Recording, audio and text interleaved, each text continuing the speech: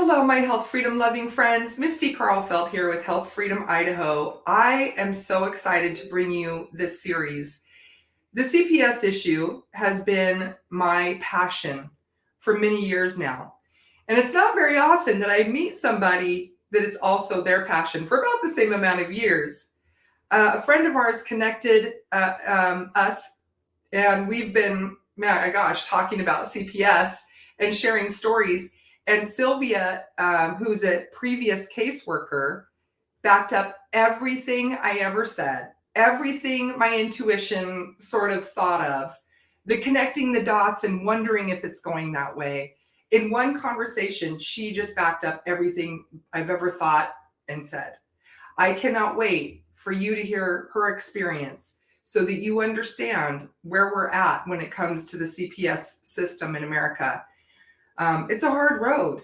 It's not easy to see. It's not easy to accept. It's hard. Nobody wants to believe America's children are being abused and trafficked. Nobody wants to believe that. But I'm going to challenge you today to look at something that's hard to look at, because our children are literally counting on you to be brave enough to face it so that you can stop it and you can do something about it. So I'm going to introduce to you Sylvia and KK, absolutely precious women. You're going to just fall in love with them like I have. Sylvia, tell us a little bit about yourself and your background, what you're about. Who are you, Sylvia? Thank you, Misty, and thank you for having us on. I have a passion for helping, I want to say the vulnerable, the kids and the elderly. So it started out, I was in travel. I was working in the travel industry when I was young. I just loved traveling, and that's how I chose my career. I want to travel. Let's get paid to do it. So travel industry for like 12 years, and I started mentoring one of the foster kids at Elks Aidmore Group Home. And as I was mentoring her, I was going through some personal things and my life, changed a little bit, and opportunity opened up at the Elks Aidmore program where I could become staff member. And staff is basically you work in the group home with the kids. You're like a mom figure. So you teach them how to shop grocery store, you help them in the home, like cleaning their room and just daily living things and just caring for them. So I was excited about this opportunity because it was my passion to work with the foster kids. And then I didn't need a degree. I was in travel and I only had like a travel degree. Mm-hmm. So started out there and I was working on my bachelor's degree. And so I felt like this was something that I wanted forever. Like this was my life career. So I was going to UGA, the University of Georgia, and I was working on my bachelor's, which took me about years. So in that time, I was working at the group home, and the shift then, it was a 72-hour shift. So it started at Friday at 3 and it ended Monday at 3. So you got to really know the kids, like you were there day and night, like you didn't get much sleep. Right. But they had a staff bed and a staff bathroom and everything. So once I graduated, I moved over to the case managing side. Real quick, can I interrupt for just a minute? It cut out just a little bit when you said how many years you went to school for your degree.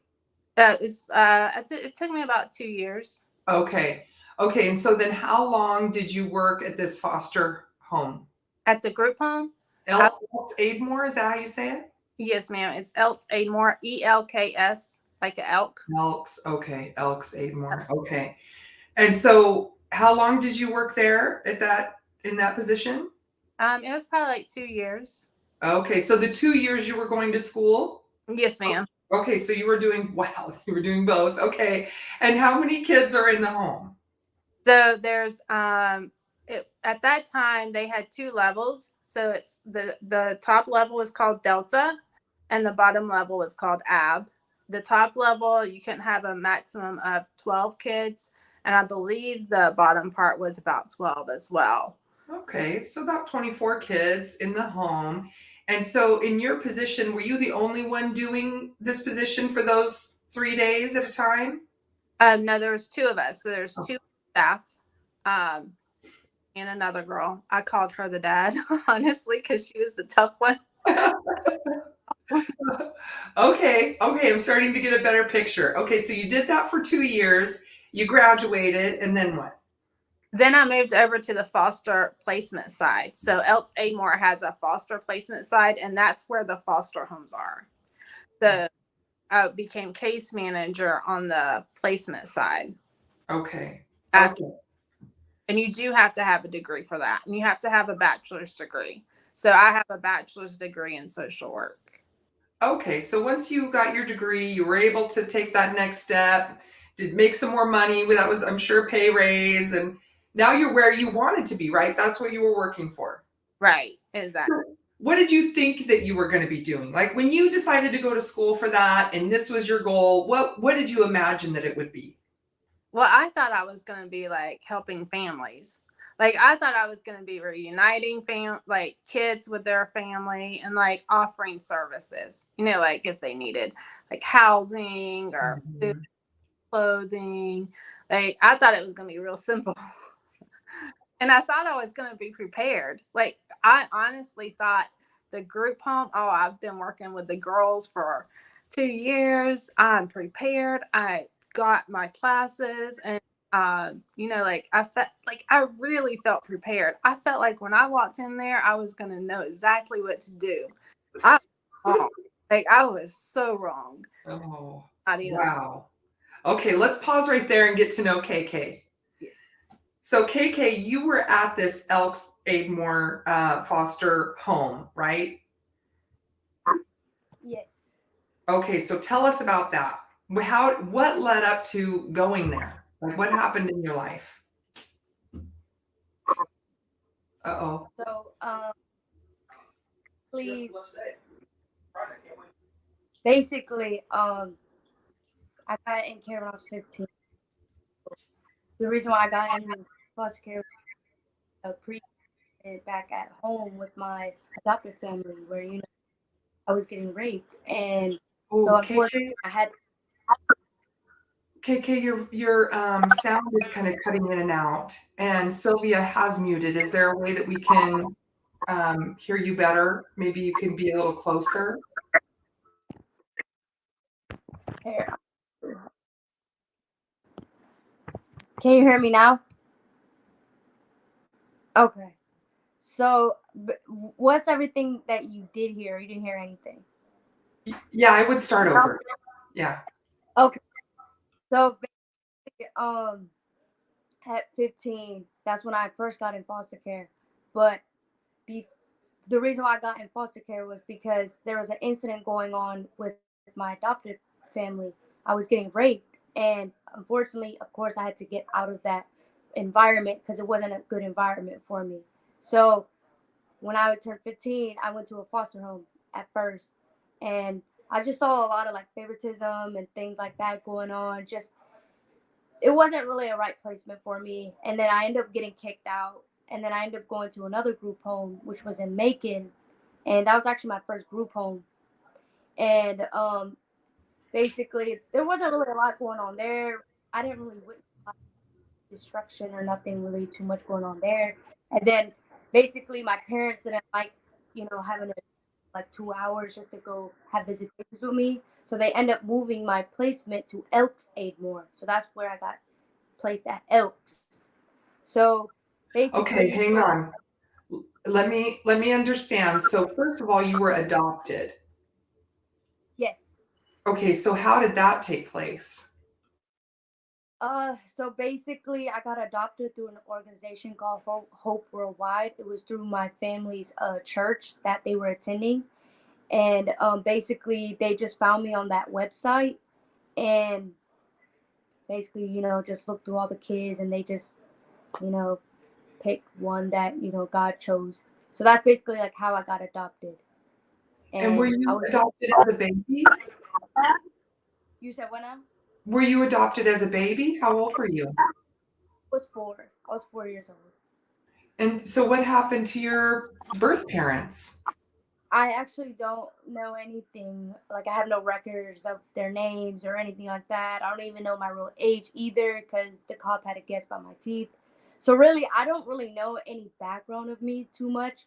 I just know from the minute, I got adopted and everything like that to now. So, I don't really know any, like, background history of my life. Okay, so you were adopted by this family, age 4. You were abused, sexually abused, and then CPS was notified in some way and got involved? Yes. Basically, they came to my school and they had to have a discussion with me, talking to them about like why I was running away and things like that. And I told them the abuse that was going on with in the household. So they were like, "Oh, well, if you keep running away, we're gonna put you in foster care." So that's basically what ended up happening. I ended up getting in foster care because I kept running away from my adopted family because I And was how old were you at this time? You said how old was I? I was 15. Okay, so for 11 years, you were living in an abusive adoptive family home, and then you kept running away. CPS got involved and they placed you in the group home. Yeah, foster And home. okay, say that again. The foster home and then the group home. Yes. Oh, the foster home and then the group home. Why were you moved from the foster home to the group home? So basically, the first foster home I was at, the woman, she thinks that I was the ringleader, meaning like she thinks that I was the one trying to get her house shut down when really that wasn't even me. It was the other girls that were there. They didn't, like following the rules. They were being very disruptive. They're like, "Oh, I just want to get her house shut down," and she thought that I was the one who was telling the girls to, say all those things when really I wasn't. I was fresh out. Like that was my first time ever being in a foster home, ever being in foster care. So that was my first time ever experiencing any of that. So she ended up basically kicking me out because of the fact that she thought that I was the one causing that disruption and persuading the different, girls to get her house shut down when really that wasn't me at all. Okay, so then you go to the group home and you said you felt like there was some favoritism there. What was that looking like? At the foster home. Oh, the foster home. Okay, so then you go to the group home. And so what was that like? The group home was actually not that bad. Like I didn't really witness a lot of like bad things going on. It was basically like a placement for girls who are not pregnant, girls who are pregnant, and then there was a section for like boys too. But there was only one house for the boys. But they obviously like separated us. So we didn't really always get to see the boys like that. But there was nothing like bad going on at that placement, at least not that of my knowledge. And then I basically got moved because my parents wanted me to be closer. That's the whole reason why I got my placement moved. Okay, and that's your adoptive parents who had been abusing you, but they had some say still about where you were placed? Yes, because apparently I guess they just got tired of having to drive 2 hours. Plus, they knew my uncle and my aunt. They actually worked. They were the president for Elks Aidmore, so that's how they knew about the placement to begin with. Okay, so the uncle, how is he related exactly? He's related to my dad, Your and my adoptive aunt dad. is my adopted dad. Yes. Okay, so your adopted dad, this is your adopted dad's brother, Yes. and he's running Elks Aidmore. No, he's just the president. Basically, they have like what is it called? Lodges I can't remember. I'm not really too familiar with that too much. She could explain that more, but I just know he was a part of Elks Aidmore thing, and he was the president of it. Okay. That's all. Okay. Okay, so there's a connection there. So then how long were you at Elks Aidmore?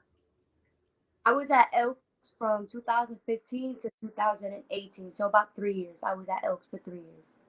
And then did you age out at that time? No, I didn't age out until really 21. So I was actually in a foster home when I actually aged out. So Okay. Wow. And how was your final foster home? uh it was okay. There were a lot of things I seemed very off to me. Like, it just felt like, she did treat me right. She did, take care of my needs and, try to love and support me. But it still goes back to, I just feel like she was doing it for the money.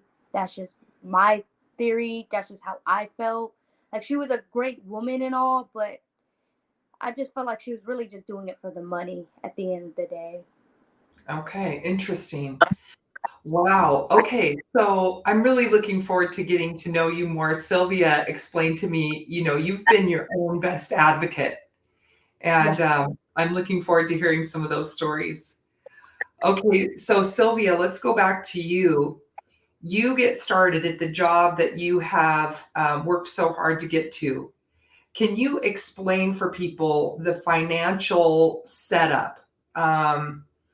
What do foster parents make? What is the CPS as an agency? All those financials that you're now becoming aware of.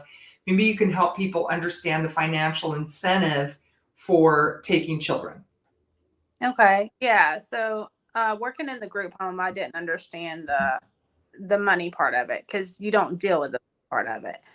But it's funny because the girls would always say they just want me for the money, and I would be like, no, they don't. That's a myth. But what I learned, and the reason I learned this is because you have to request waivers for these kids to get them to get the funds. So basically, a lot of people don't understand that placement agencies are nonprofit organizations.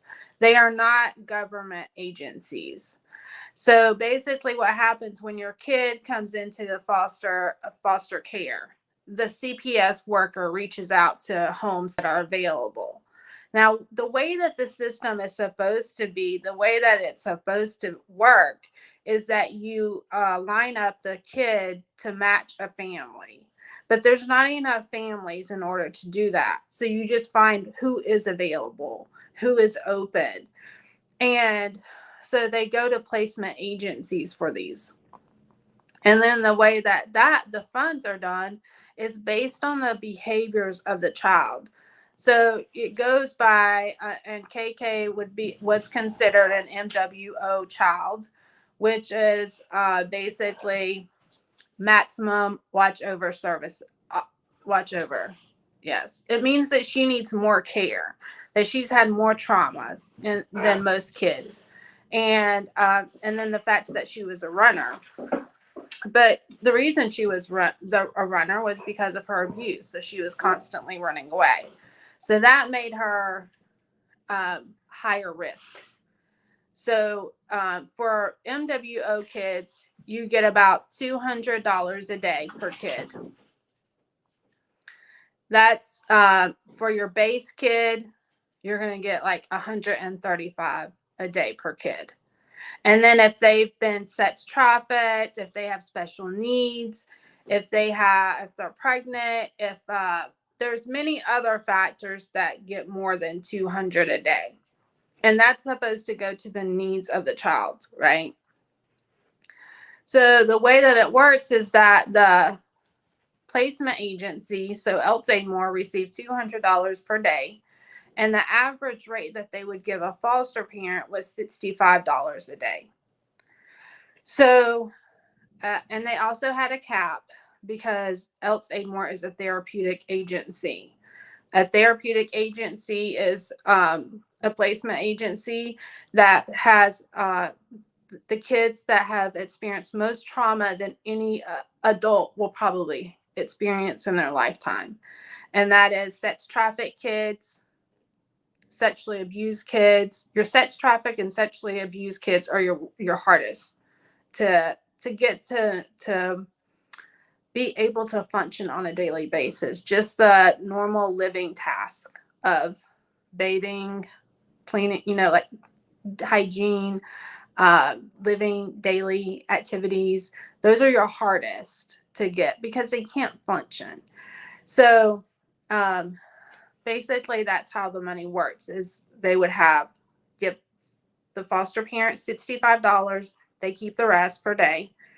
And then some of these homes, they were getting up to 100 per day. So, and the cap in the homes was 3, and that was because you can't put that many you can't put sexually abused kids together, because the other thing that happens when kids are sexually abused is that their body craves sex. So they look for it and they become predators. So you can't put sexually abused kids with like together, or you have to watch like the behaviors that you put together. So say if a foster parent has 3 kids in the home, 65 a day, that's right at $6,000 a month. So it's definitely more than what people are assuming that you get as a foster parent. Like most people think that you get like 20, I would say around $20, which is what you get when you're in, if you go for CPS. If you just go through Child Protective Services, you get about 20 a day per kid, but they don't have a cap. So that's another issue. Okay, let me wrap my mind around this real quick. So it's supposed to go to the needs of the child. Is there any oversight that money is actually going to the needs of the child? There's no oversight, and it's definitely not going to the needs of the child, because they have so many different things for kids. Like the kids have activity funds. They have CAPS, which is CAPS, and that is a fund for daycare.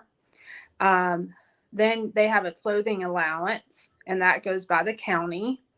And then let's see, what did I say? Activity, daycare, clothing. So the only thing the foster parent has to provide is food. That's it. And I have so many foster parents. This used to irritate the hell out of me. I'm sorry. But they would ask for money for a prescription that costs like $12. And I'd be like, you have a amount that you're receiving every month. No. But they don't go to the kids. Okay, so with this CAPS for like daycare, clothing, activities, are they turning in receipts for reimbursement? No, that's set up. So like the one for the clothing, they turn in a receipt. They have to turn in a receipt for that. But the CAPS is automatically set up to where the money goes straight to the daycare. It doesn't go to them. So like that goes straight to the daycare. Activity money, they have to turn in a receipt. So the only 2 things that they have to return in a receipt for is activity and clothing. Okay, so they can turn in receipts. Like I had heard too, like if they go back to school shopping, like for backpacks and things like that, they can turn in receipts for that. So literally they're just getting reimbursed for everything with an extra $20 or $65. And that's supposed to also go to the needs of the child, which would basically at that point be food. Exactly. Okay, so then were you seeing that money going for, I mean, shoot, $65 a day? I could feed my kids, 100% organic, grass-fed, local farm food. Right. My kids would eat like kings on $65 a day. And $20 a day might be a little bit more tight, but were you seeing that the children were well fed and well cared for through the foster care homes? Well, being fed, no, I didn't see an issue with that. I didn't. And Great. I had one kid who would say, what was it? He said, she don't care about me. She just care about the money. She didn't feed me. He no, I'm kidding. She did feed me. She had to. That's so cute. Now, KK, Sylvia said something that you girls had said in the home that caught my attention. I'd like to hear from you on. She said that you girls knew that it was about the money, that you talked about it, Bill. They just want the money. I'm just worth a certain amount, right? So tell me how that conversation went. How did you have that, even that realization? Well, obviously, at first, when you first, come into a group home, you're new, you're not really like familiar, you're getting used to, you're not familiar with really what's going on until you really like, the longer you stay. So, I mean, the conversations, I mean, I don't really remember having like conversations too much with like, I just would go off of what like a little bit what the girls would say, but then I really started witnessing it more and more. The like more and more girls would be like, yeah, they really are just doing it for the money, like, and I did really start seeing it that it was for the money because they just brought any type of girls that they wanted, because at first it wasn't really a lockdown, it was a base facility. It wasn't for girls who are from lockdowns or girls who have like a lot more behavior issues or things like that. But I just started witnessing that they just brought any type of girls that they wanted. And it started to make more and more sense because we went from a base to more of a like a like a lockdown, but not really a lockdown. It was more like I don't really. It was a lockdown, but it wasn't really like completely locked down. If that What makes sense. what does that mean, lockdown and base? Maybe Sylvia can weigh in on this. Yeah, so she has a point. So this happened. We started out with base kids. Base kids, you get $135 a day.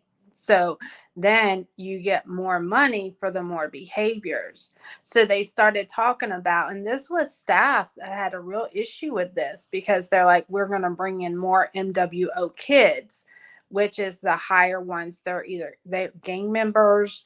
They started bringing in gang members. They started bringing in, sex trafficked kids. One kid had to have a 24-hour staff member with her at all times because she was such a predator. And it was because they brought in those kids that she's talking about, and we weren't prepared. The agency did not change the facility. And now KK can tell you what a lockdown is, and I can. Basically, a lockdown facility is more like a prison style. It's like a juvie system, like where they lock you down, they lock you in your rooms, you can't get out. This was not a lockdown facility. It was open. There was no gates around it. There was no guards. So there was free range. And if you start bringing in kids that are gang members, are sex trafficking, then it starts to weigh on the other girls. You have to protect the vulnerable girls. So that's what she's talking about. Okay, wow. So then what you're saying then, KK, is they wanted these NWO kids because they could get $200 a day versus the $135 a day, which led you to believe that it was more about the money than your safety or well-being or care. Okay. Wow. Was there any other indication of that?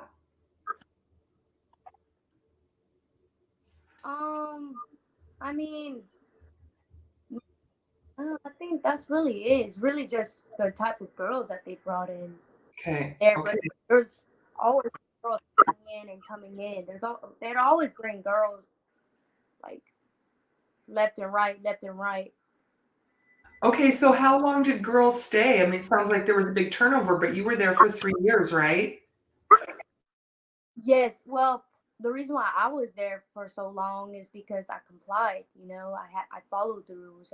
I also separated myself. I didn't interact too much with the girls. I mean, I have like here and there conversations, but for the most part, I stayed to myself. And the girls really didn't stay that long. Typically, it really depended on their behavior for the most part. Like if they acted out a lot, they were out. If they complied and followed the rules, they typically stayed a lot longer. So really it just depends on your behavior and how you act and if you comply or not. Okay. All right. Interesting. So Sylvia, can you speak to that a little bit about, was there kind of a protocol that if they broke those rules so many times that then they would be out, and where did they go from there? Yeah, so this did have a lot to do with staff, and we had a lot to do with that, and it was because the safety of the other girls. So every Monday we would go over the behaviors of the girls, and it was in a staff meeting, and we would discuss their behaviors and what we needed. And a lot of times I would be like, "This girl needs to go. Like she is, she's a threat to the other girls." And now you have to mind you, we haven't even gotten into the what really happens in the group home, like with the fights and the 1013s and the self-harm, and it is not a normal day. You do not have a normal day in the group home. So yeah, there was a lot of times that I would be like, this girl is, I'm afraid for this other girl, because they would act out on the other girls. You have what, I don't know if you call them informatives, or what you call, but a lot of the girls would come and talk to me about what was happening. That's how we knew what was happening, because a lot happened behind doors, and it was because there was only two of us, and we have 12 girls. And you have to imagine putting 12 girls from different backgrounds, different trauma, different abuse, gang members. And then a lot of times, the gang members were actually the ones that would follow the rules. And they would actually be the ones that were nice. And they would work their way up to, because we had levels. So they would work their way up. They would talk to you. They were friendly, and they were very manipulative. So you would keep that one around because they were following the rules. But KK can tell you what happens with that. So we've still got a lot to cover, but it's it is, the kids were coming in and out like crazy. Your mic is off. So then where did they go after that? If they were too troublesome at Elks Aidmore, where did they go from there?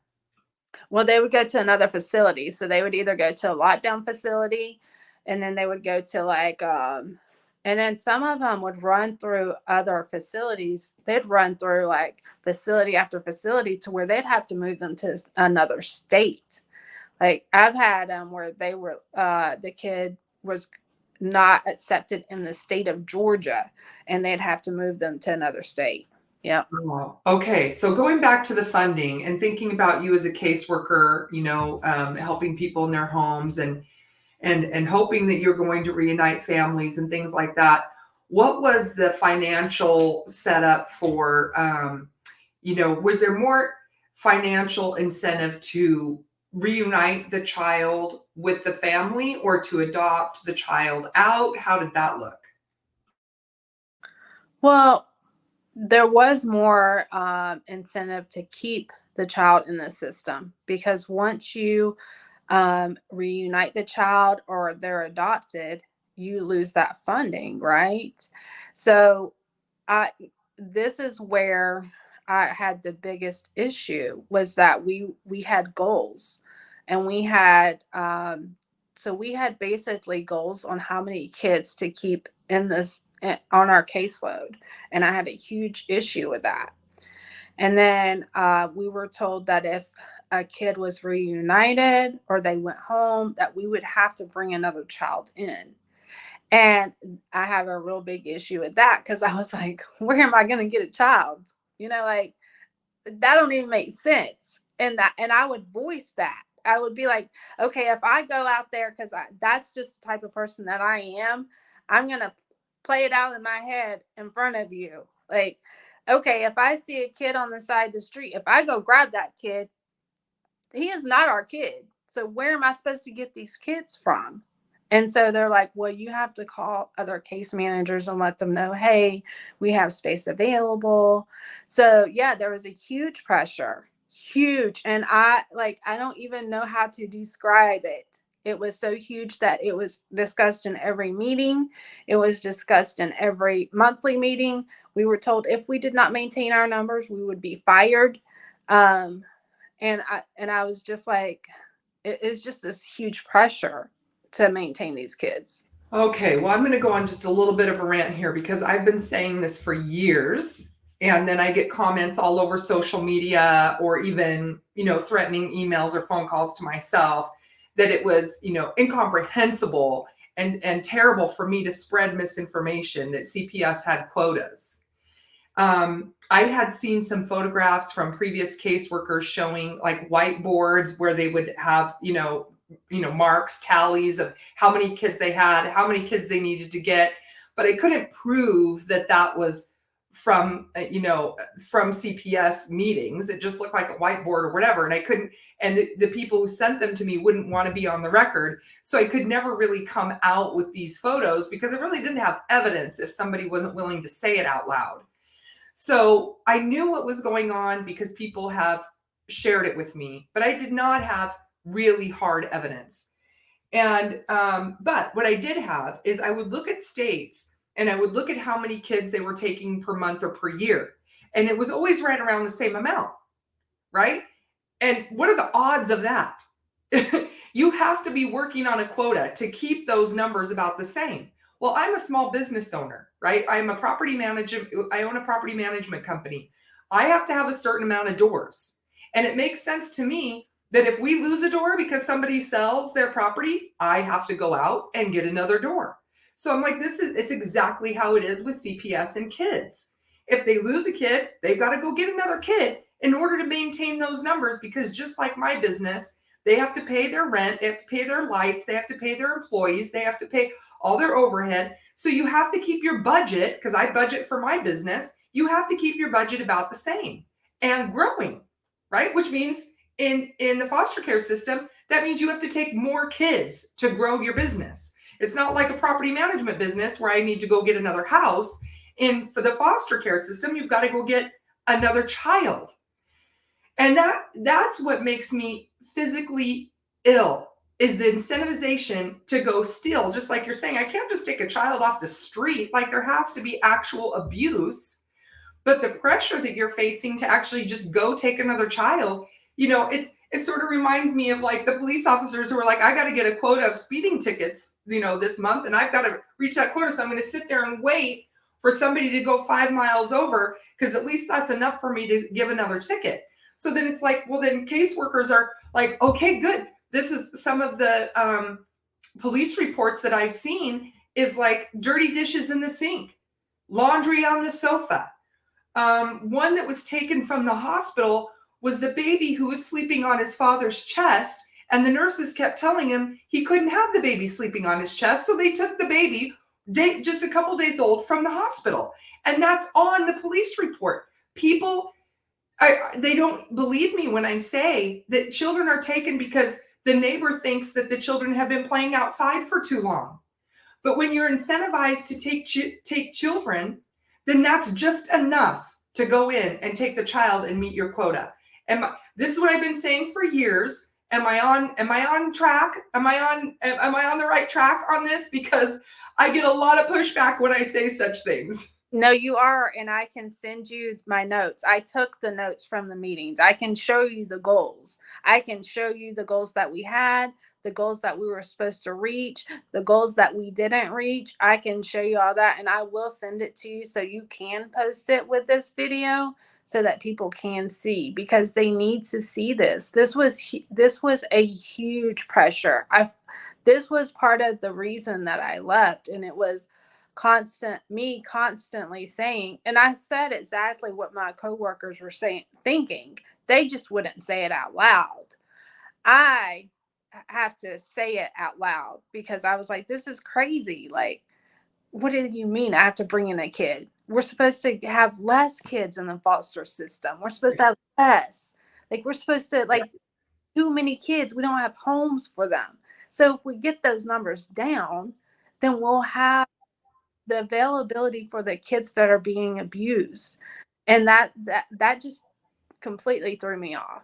Right. And it's my understanding from previous foster care homes, parents who really wanted to help children, they've reported to me that they ended up leaving it because they didn't feel like they could actually help the children. And if they desired to help the child and really advocated for the child's needs, then they just moved him to another home because it was like that parent was too much of a problem. Did you see things like that? Well, I mean, they definitely don't want you to, they kind of take out the nurture and the love out of it.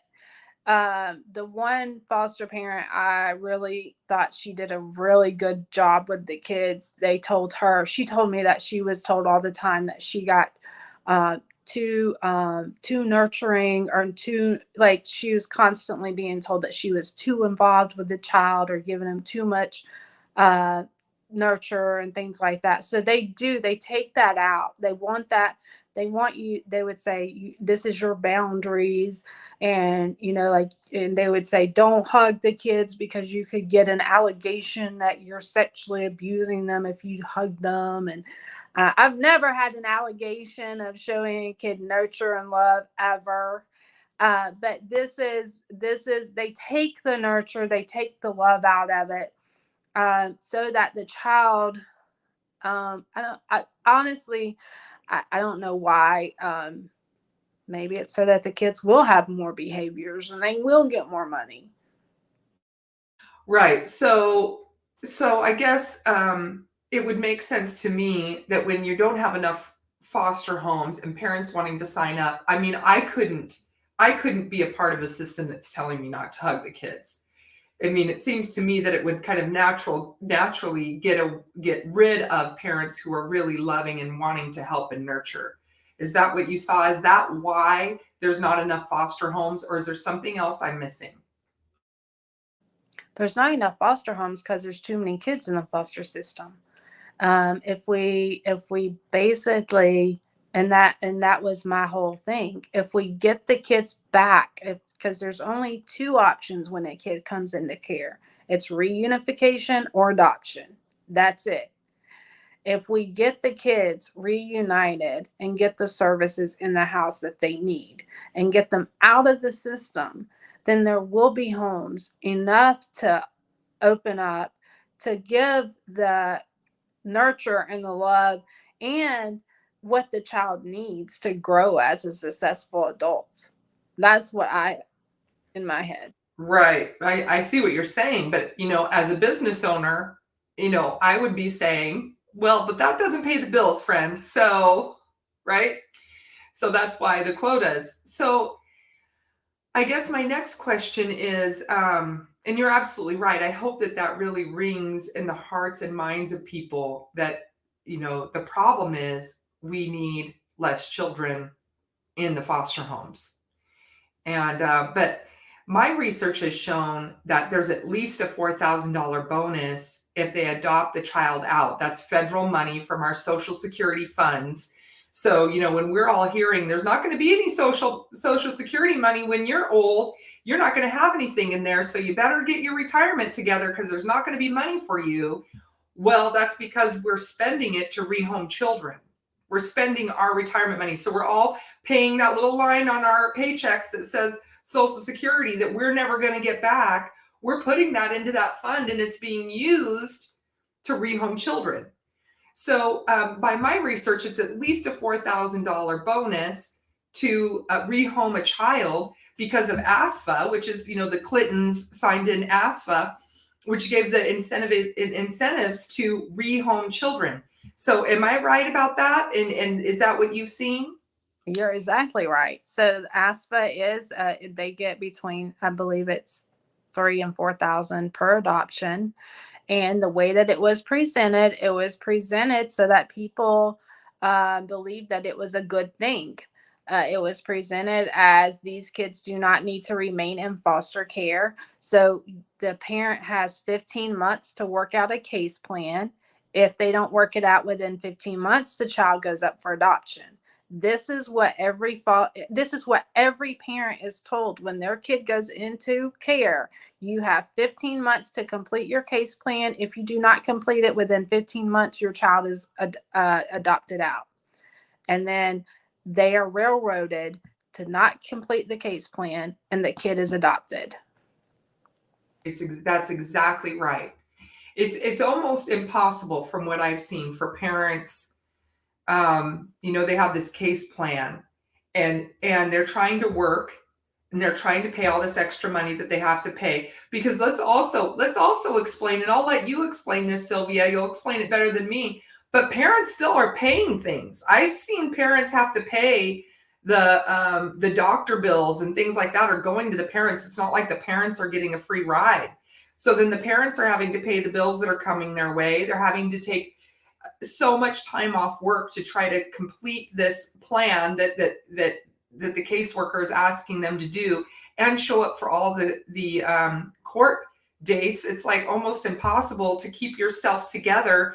And if you're a good parent, you're in complete despair that your child has just been stolen, and somehow you're supposed to rise above all of that, continue to work and meet this plan, and then show up for all these court dates.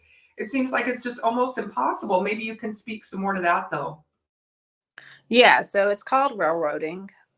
So basically, and I know you had a specific question on here though. Oh, just the money that the parents still have to pay. Oh, yes. So they have to pay child support. So that's and from what I understand, some of them they're going after the mother and the father separately. So instead of paying, I mean, KK might even actually be able to respond on this, because I think she knows a little bit more than we give her credit for on this subject, right? Oh, thanks. Let's hear Um, about it, KK. so of course, at the time, I didn't really know, too much about like the child support. Like I didn't know that, the parents are the one actually paying the bills and they're coming after them. But it wasn't up until now that I really, did some research and discovered that, you know, there was a reason why my mom and my dad was always crying and upset when we were at court, because they put so much onto them. Like they have to pay child support on me. They had to pay all these bills. They had to come to court. So like, at the time, when you're in the system, you weren't really aware of it until, later on, like I witnessed it. Like, at that time you're not really aware of it until, years later. So that's basically, yeah, they make the parents pay for pretty much a lot of things. And it's just wild to me that the parents are paying so much, and then the federal dollars are rolling in. I mean, it's just like the money's coming in from every avenue, it seems like. It is. And I didn't even know that my parents were paying child support. Like, but now it makes sense because, yeah, my mom was always crying. She was always sad. She was always upset. It just looked like, oh, when can this be over with? So, yeah. Wow. Wow. Okay, so I think we've pretty much, is there anything financial, that I'm missing here so far? Well, I'd like to add one story that I have, because you have to request waivers for these kids. So, as a case manager, if the kid lost the funding, the foster parent would say that they no longer could take the kid. So you would, so I had like, there was a few cases where um, the kid was not showing signs of bad behavior, but when I went to do the waiver, you have to contact the foster parent and you have to say, have you seen any behaviors, or and they'd be like, yeah, she's been doing this and she's been doing that, she's like, and I'd be like, well, why didn't you tell me that, like, when in our meeting, like, why didn't you say anything, why didn't we address that? Oh, I just forgot. But so they would fill out the form, and they would and a lot of times we would they would say the behaviors because they knew that you couldn't get the higher fund, and they would not keep the kid if there was if they didn't get that right. And that was the other reason too. And I had one that was in a foster home for 7 years, and we needed a waiver to keep the funds. And the agency was like, if you don't get this waiver, then this kid has to go. And okay, so think about that. This kid has been in the house for 7 years. If I don't get funds for her, she has to go to a new home where she's going to be with a new family, where she's going to be at in a new school, be placed. So yeah, you want those funds. So you write in the report, she has been stealing, she has been, so you create behaviors to get the money. And it's like, but what do you do? It's like, do you let the child go to another home where they're not familiar, where they're not, and they've already bonded with this family, and or do you get the money?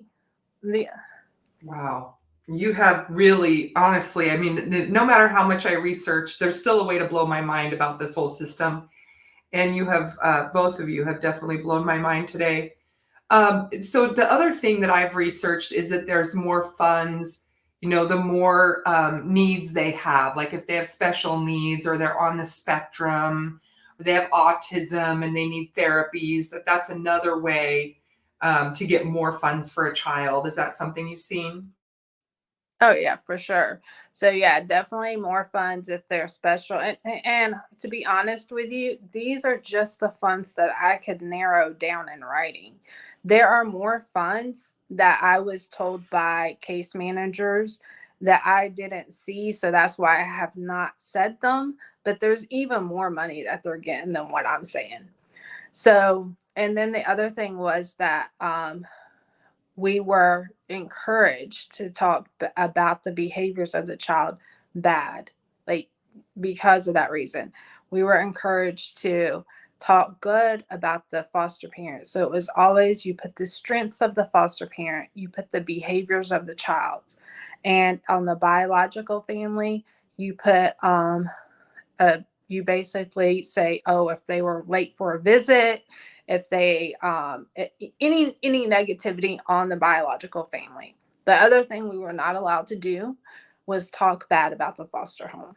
We were not allowed to put any concerns about the foster home in our reports. Well, I mean, that opens up a whole other can of worms because I hear that all the time from parents that, I mean, we have one, right now in Idaho where he's on the spectrum. And one of the reasons they took him from his family was because they were saying that the father wasn't keeping him on the medication that he was supposed to be on. And now he's in a foster home and he's still not getting the medication. In fact, he's being fed worse for what he has going on. Mom would make sure he has no sugar, these kinds of things to help his diet, so to help his behavior. And the foster homes, he's got this great big, jug of soda and the whole thing. And so these parents are always saying to me that the same thing is happening in the foster home, that they took my child away from me for that same reason. But what you're saying is you're not even allowed to document that. Oh no, we weren't allowed. And then the way the system is set up, that you put in the notes, the note automatically goes to the supervisor reads it, and if they don't approve of it, they delete it and they say rewrite it. And you have to learn how to rewrite your notes till you can sleep.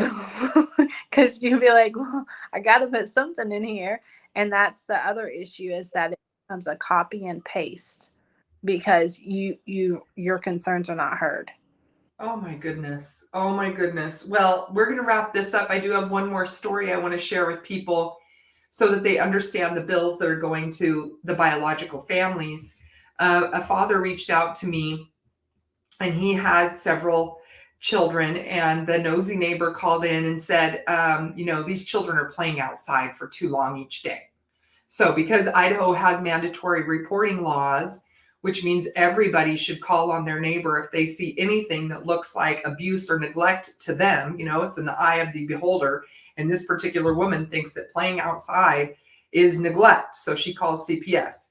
Not every state has mandatory reporting laws, for everybody in the state. Some states have it where it's just medical people and schools, which I think is a little bit better, because I think we really shouldn't be putting it on the neighbor to decide what is abuse and calling CPS for everything that they think is neglect or abuse, like playing outside.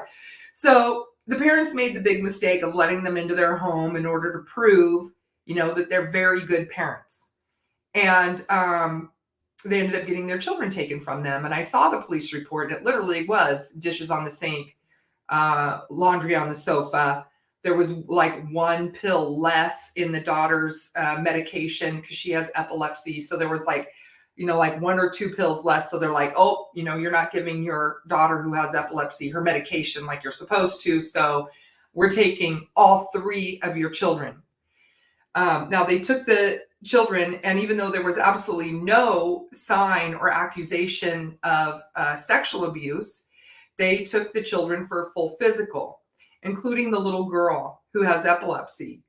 And Dad didn't find out until later, when he got the bill, that the child, the daughter, had been fully, like a full examination, even in her private parts, without her mother or father present, with a doctor she doesn't know, having just been ripped out of her home. And when he got the bill, that's how he finds out that his daughter had just been violated, and he wasn't there. And now he has the insult to injury of having to pay for it. Can you even imagine? Now, when he did get his children back, because, over 80% of the time, Idaho gets it wrong. And I've looked at other state statistics. It doesn't seem to be too different in any other state. And the little girl said to her daddy that she had a really bad epileptic seizure because of how afraid she was. So it was stories like this that brought me in to the issue of CPS, because I'm thinking, like you did, Sylvia, when you started, wanting to do this job, you're thinking it's to help children. And when I heard a story like that, I'm like, this is not a win for this little girl. Like, she's not ahead in life because of this situation. She is now behind in life. And now all 3 of these children are thinking, my daddy cannot protect me, which we should grow up in a home thinking our parents can protect us from anything, and our home is the safest place in the world. And that has now been completely violated for these children. And their parents now are getting a divorce because of the stress of CPS intervening in their lives. Like, this is not a benefit to this family.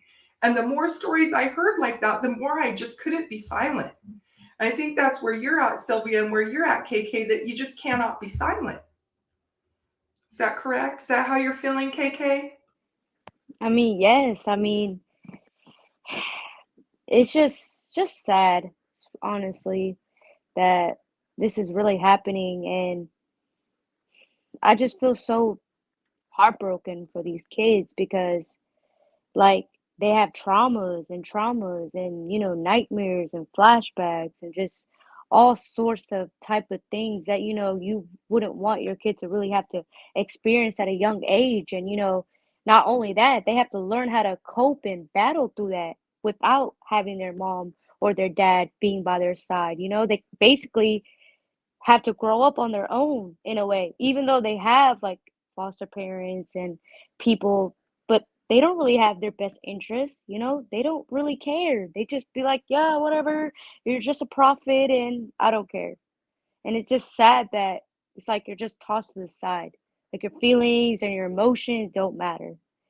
What you say has nothing to do with anything. And it's sad. So that's why, I'm tired of that. I want to take a stand. It's time for, kids to have their voice heard, and it's time for a change. Like, it's time for something new to happen.